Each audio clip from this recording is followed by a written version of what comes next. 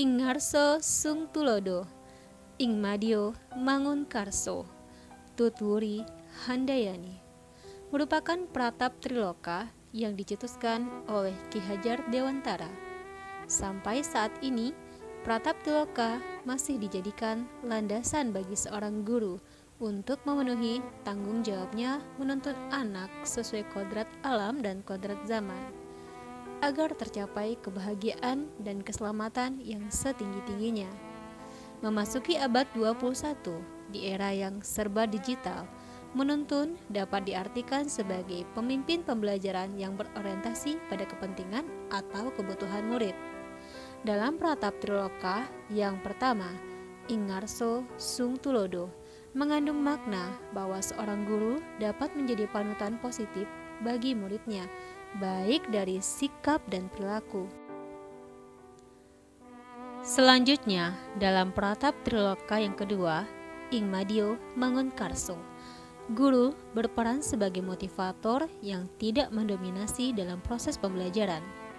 Kemudian, pada pratap triloka yang ketiga, tutwuri handayani, guru hendaknya menjadi individu yang tak lelah memberi dukungan positif kepada muridnya. Pratap triloka menekankan terjalinnya hubungan yang harmonis antara guru dengan muridnya dalam seluruh kegiatan pembelajaran, termasuk ketika ia harus membuat keputusan dalam sebuah permasalahan. Pengambilan keputusan yang dilakukan oleh seorang guru dalam kegiatan pembelajaran sangat berpengaruh terhadap murid. Salah satu poin utama dalam Merdeka Belajar adalah berorientasi pada kepentingan murid. Merdeka Belajar harus diwujudkan melalui kolaborasi dan komunikasi yang baik antara guru dan murid. Murid tidak memiliki perasaan takut dalam mengkomunikasikan kebutuhannya kepada guru. Guru hendaknya dapat menerima dengan bijak apa yang menjadi kebutuhan murid. Memang tak semua kebutuhan murid dapat terpenuhi. Namun, dengan pembiasaan komunikasi yang asertif, dapat diambil keputusan yang tepat dan bebas tekanan pihak lain. Nilai-nilai kebajikan universal sejatinya telah ditanamkan oleh orang tua dari masih dalam kandungan ibu. Semakin tertanam kuat ketika dalam pengasuhan orang tua dan mulai memasuki lembaga pendidikan, baik formal maupun informal. Wawasan, cara pandang, serta panutan tokoh idola sedikit banyak mulai mempengaruhi bagaimana seseorang itu meyakini prinsip-prinsip tertentu dalam hidupnya. Seorang guru yang berkomitmen untuk mengabdi di dunia pendidikan tentunya memiliki nilai-nilai positif dalam dirinya untuk dijadikan pegangan hidup. Ketika dihadapkan dengan permasalahan di kelas yang berhubungan dengan dilema etika atau bujukan moral, maka nilai-nilai tersebut akan sangat berperan dalam proses pengambilan keputusan. Proses pengambilan keputusan dilakukan tidak serta-merta berdasarkan intuisi semata, tetapi berpedoman pada 3 hal, yaitu kebajikan universal, kepentingan murid, dan bertanggung jawab. Sehingga keputusan yang diambil memiliki kebermanfaatan yang maksimal untuk kepentingan murid dan meminimalisir resiko atau dampak yang ditimbulkan. Ki Hajar Dewantara menekankan bahwa tujuan pendidikan adalah menuntun murid sesuai dengan kodrat alam dan kodrat zaman untuk meraih kebahagiaan dan keselamatan setinggi-tingginya. Maka keterampilan coaching sangat diperlukan oleh seorang guru dalam membersamai muridnya untuk memaksimalkan potensi yang dimiliki. Coaching merupakan proses mengaktifasi kinerja otak coachi. Pertanyaan-pertanyaan reflektif dapat menstimulus coachi untuk berpikir secara kritis dan lebih mendalam. Coaching yang berhasil akan memotivasi coachi untuk menjadi lebih baik, karena mereka merasakan potensi mereka tergali dan berkembang seiring dengan proses dan hasil dari coaching yang telah dilakukan. Keterampilan coaching ini sangat erat kaitannya dengan keterampilan komunikasi yang asertif. Maka dari itu, sangat penting bagi guru, untuk benar-benar memaknai coaching sebagai salah satu langkah menuju merdeka belajar. Ketika seorang guru dihadapkan dengan permasalahan yang kompleks, berada dalam situasi dilema etika atau bujukan moral, sangat diperlukan kesadaran diri untuk bersikap tenang dan fokus pada solusi, namun tetap mengedepankan pertimbangan-pertimbangan yang detail terkait kebermanfaatan dan resiko dari setiap alternatif keputusan yang dirumuskan melalui 9 langkah pengambilan dan pengujian keputusan. Agar tetap tenang, seorang guru perlu memahami betul bagaimana mengelola sosial emosionalnya.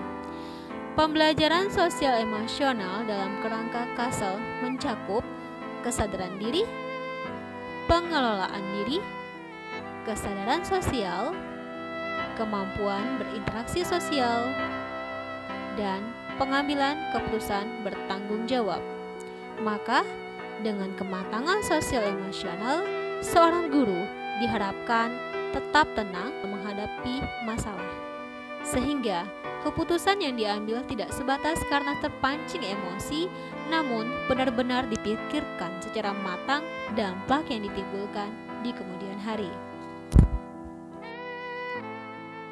Guru akan menjadikan nilai-nilai kebajikan universal yang dianutnya sebagai pedoman dalam memandang dan menelaah dengan bijak setiap permasalahan yang dihadapinya. Jika guru berada pada situasi yang mengarah pada wujukan moral, maka nilai-nilai kebajikan yang dianut oleh seorang guru otomatis akan berperan sebagai filter, sehingga dapat langsung merumuskan keputusan yang dirasa memang tepat menurut norma-norma yang berlaku. Namun, jika ia berada pada situasi yang mengarah kepada dilema etika, maka nilai-nilai yang dianutnya akan memegang peranan penting terhadap paradigma dan prinsip apa yang diambil. Nilai kebajikan tersebut kemudian dituangkan dalam 9 langkah pengambilan dan pengujian keputusan, sehingga keputusan yang diambil bukan karena intuisi, namun lebih didasarkan pada pemikiran kritis dan dalam yang berhubungan dengan kebermanfaatan dari kebutuhan dari keputusan tersebut, serta meminimalisir dampak negatif yang ditimbulkan. Pengambilan keputusan yang tepat haruslah didasarkan pada 3 aspek penting, yaitu nilai-nilai kebajikan universal, kepentingan murid, dan tanggung jawab. Dalam prosesnya, tidak semua keputusan yang diambil akan memuaskan pihak-pihak yang membawa berbagai kepentingan masing-masing. Merangkul perbedaan kepentingan itu tidaklah mudah. Maka dari itu, dalam mengambil keputusan yang menyangkut dengan permasalahan dilema etika, hendaknya berpegang teguh pada nilai-nilai kebajikan universal yang disepakati. 4 paradigma dilema etika, 3 prinsip pengambilan keputusan, serta 9 langkah pengambilan dan pengujian keputusan. Perlu diingat bahwa keputusan yang disepakati tidak serta-merta akan memenuhi kepentingan banyak pihak, namun setidaknya melalui pedoman-pedoman tersebut dapat merumuskan keputusan yang didasarkan pada skala prioritas, kebermanfaatan yang dapat dinikmati oleh berbagai pihak, serta meminimalisir konsekuensi negatif yang ditimbulkan. Dengan demikian, lingkungan tetap terjaga agar kondusif, aman, dan nyaman. Dalam menjalankan pengambilan keputusan terhadap kasus-kasus dilema etika, kedepannya mungkin saya akan menghadapi hambatan. Hambatan yang akan saya hadapi diantaranya rasa takut. Rasa takut mengambil keputusan sebagai akibat kurangnya pengalaman. Yang kedua, kurang jeli dalam mengidentifikasi fakta-fakta berkenaan dengan permasalahan dilema etika yang dihadapi. Yang ketiga, kurang menajamkan pemikiran terkait dengan berbagai opsi atau alternatif solusi lainnya. Yang terakhir, timbulnya ketidaksepahaman antara pihak-pihak yang terlibat dan ikut pula membawa kepentingan masing-masing dalam permasalahan, sehingga sulit mengerucutkan perbedaan pada kata sepakat. Bertolak dari hambatan tersebut, diperlukan adanya perubahan paradigma oleh setiap unsur yang terdapat di lingkungan pendidikan dalam memandang dan menelaah permasalahan sesuai dengan pedoman yang berlaku. Dalam konteks merdeka belajar, pengambilan keputusan haruslah didasarkan pada 3 aspek. Salah satunya yaitu berorientasi pada kepentingan murid. Kepentingan murid itu sangat beragam. Keberagaman tersebut sangat rentan bersinggungan dengan permasalahan.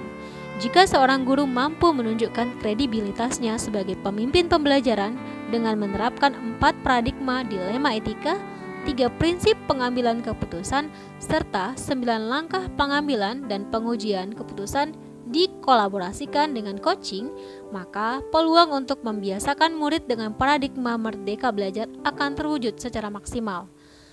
Merdeka belajar sesungguhnya memberikan kesempatan bagi murid-murid untuk mengeksplor potensi seluas-luasnya melalui keberanian dalam mengemukakan pendapat secara santun, kemampuan berkolaborasi bersama teman-temannya sesuai dengan kesepakatan yang dibuat, serta keterampilan dalam mengidentifikasi dan menemukan solusi dari permasalahan yang dihadapi.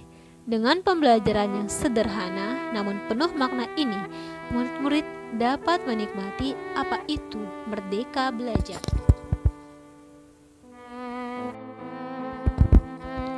Kesimpulan akhir yang dapat saya tarik dari pembelajaran modul 3.1 ini adalah bahwa dalam proses pengambilan keputusan sebagai pemimpin pembelajaran erat kaitannya dengan pratap Triloka, nilai-nilai positif, pembelajaran sosial, emosional, dan coaching. Materi-materi ini saling berhubungan dan tidak dapat dipisahkan dalam mewujudkan paradigma merdeka belajar yang berorientasi pada kebutuhan murid. Seperti pemikiran Ki Hajar Dewantara yang menjelaskan bahwa pendidikan adalah menuntun segala kodrat yang ada pada anak-anak, yakni kodrat alam dan kodrat zaman, agar mereka dapat mencapai kebahagiaan dan keselamatan setinggi-tingginya, baik sebagai manusia ataupun sebagai anggota masyarakat. Dalam proses menuntun tersebut, seorang pendidik harus paham betul bagaimana mengimplementasikan pratap Triloka dalam rutinitas kegiatan pembelajaran.